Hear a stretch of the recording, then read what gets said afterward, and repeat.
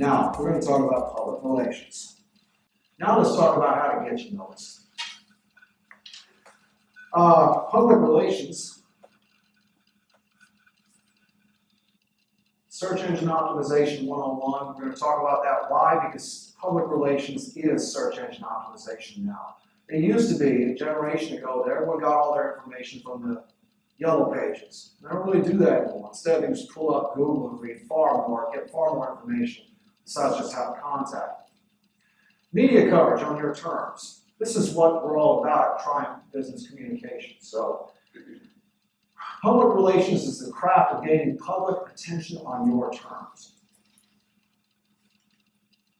External media. In other words, getting yourself on the news, whether it be TV news or whether it be the newspaper or the radio, or maybe just somebody's blog. That's external media. Internal media, that's things you control. Your website, Facebook page, or Twitter page.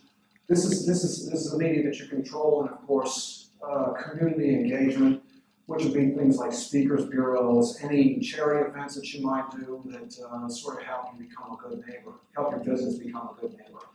On these websites right here, it's about 20 hours of labor, okay? But once you've done that, you start to lay a foundation so that your business can now be found.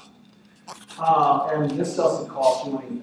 Now, these are free listings. Of course, they have upgraded listings. If you go and you enroll in these, then you can expect phone calls and upgrade offers, but you don't need paid listings to get the real benefits.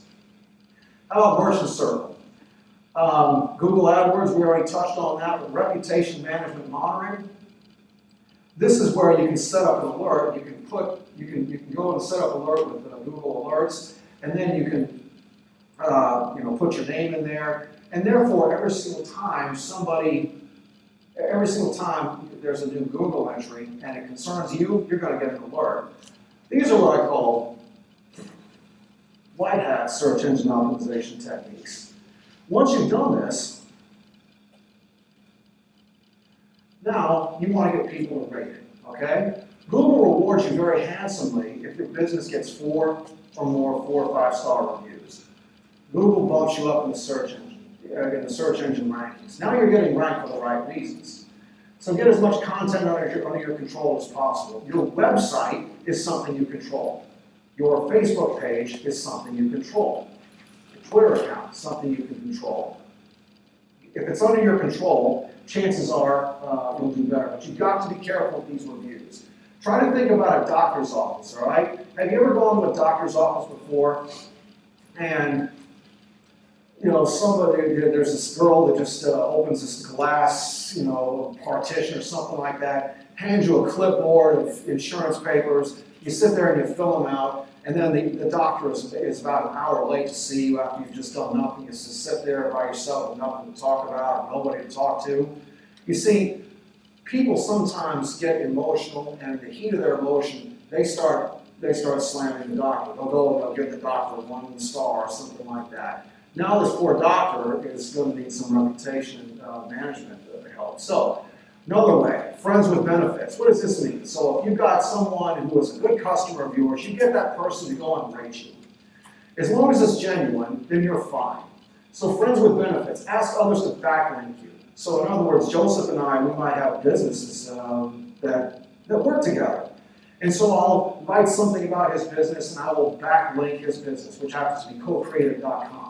And in return, I'll ask him to write something nice about me. So he writes something publictriumph.com, and now we're backlinking each other. And that's how you get Google up. That, along with blog articles, addresses, other content when possible. Make sure that you use the right sort of keywords that are applicable to you, and pack your content with it. And make sure that when someone does this for you, you're reciprocating. Now, you've done all this foundational work. You've now put a business together. You got started. You got bankable. You've now got a foundation of internet presence because you've enrolled in all these online directories. You've got Facebook, you've got Twitter. Now it's time for you to go out and start pursuing some media coverage. Well, how do you do that? Remember, you've got to focus on what your difference is. There's something new, there's something cool, there's something interesting, there's something unique about you. Everybody has a story, and it could be a personal story too. For instance, I know an attorney who does traffic tickets or something like that. Now, how exciting is that? It's not very exciting for lots of attorneys that defend traffic tickets and DUIs. But if you get to know her, you can see that she gets pretty passionate about the horse race, the racing horses that she owns, and that she's actually had one compete in the Kentucky Derby, and this gets her all jazzed up. And so now we can probably get her in the paper as a human interest story. You have to know what reporters want, so I'm going to go into that for a little bit. All right, you've got to get your A game on. You have to put your best foot forward. In order to do that, you have to have your act together before you can ever possibly go to reporters, okay? In other words, private triumph has to come before public triumph. Have your act together before you ever go out and solicit media coverage, because media, especially in a big city like this, they are trained to be thorough, they are going to be thorough, they're going to research every single one of your claims, so don't exaggerate. Have you written a term paper lately? Okay. Now, when you write a term paper, you know that it's going to be checked every which way by the professor. He's going to look it over, he's going to check your facts, and if you're wrong, then you're going to get marked off. You might even lose an entire letter grade for it. If you're a reporter in a city like this, then basically you have 200,000 to 300,000 people all reading your work. Position yourself as a credible expert. Okay, I'm going to read this word by word. Position yourself. Position.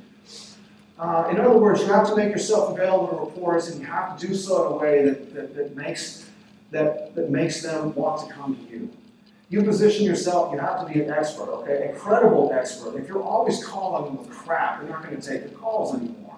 So you want to call them with good things. An expert, all right? Whatever it is you are, you have to establish yourself as an expert.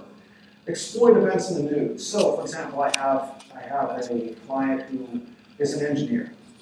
And he's the sort of engineer who puts together closed-circuit television systems for security. And I've now got him to a point where if ever there's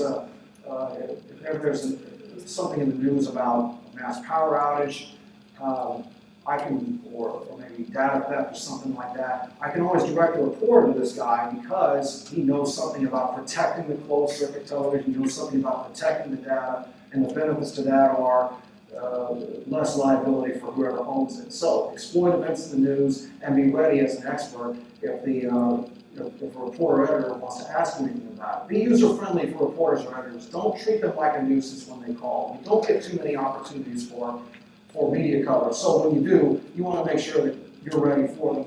You want to make sure that you drop what you're doing and make what they're doing a priority. If you treat them like a nuisance, you deserve every bit of public pain that's coming your way. Crisis can become opportunity. Sometimes, your company may do something wrong, but it's all in how you handle it that matters. Highlight your difference always. Remember, your difference yields your rewards. Whatever it is that's cool and great about you, you've got to highlight that. Whatever it is that's cool and great about you is what's going to bring in customers, okay? And where do you go and get customers? Don't go to the normal places. Instead, go to where people who are like you go. Like that attorney who I was telling you about who has the thoroughbred racing horses. When she goes and hangs out with other horse people, whatever you call them, goes out and hangs out with other horse people, she doesn't really have to look very far for business. The rule is, where the affinity is where the business is too. So, that search engine optimization is on the right way. There are wrong ways to do it as well. Who's ever heard of black hat search engine optimization before? Let's say that I were to write a press release for Joseph here, co-creator, or maybe Tara's The Dating Jungle. If I were to, Tara Richter, I'll introduce you in a moment. If I were to write a press release for her, and I was doing all the white paper, and I was going to pack it with keywords. The paper's white, but I'm going to put it in white letters so it's not even visible. It's almost like it's watermarked or something like that. I could say the dating jungle, the dating jungle, the dating jungle, the dating jungle, something like that. And then on the front of the actual page, I put the actual copy. Well, that's actually going to work. It's going to work pretty well. The problem is that that's like crystal meth for your website. What that means is that you're going to get some temporary pop. The problem is that Google is going to bust you. And when they do, they are probably going to either delist you or penalize you by moving you back to back to the back of the rankings. I'm not going to go too much into that. Old black hat techniques where you remember a few years ago when you would go and search the internet and you'd put in one wrong thing and you get redirected to a porn site, or you get redirected to some sort of a gambling site, or your home page would be taken over by something else, and all of a sudden you find yourself with a gambling site or some sleazy Russian, sweepstakes or Nigerian, lottery fraud or something like that. So, black hat, white hat. Any questions about that so far?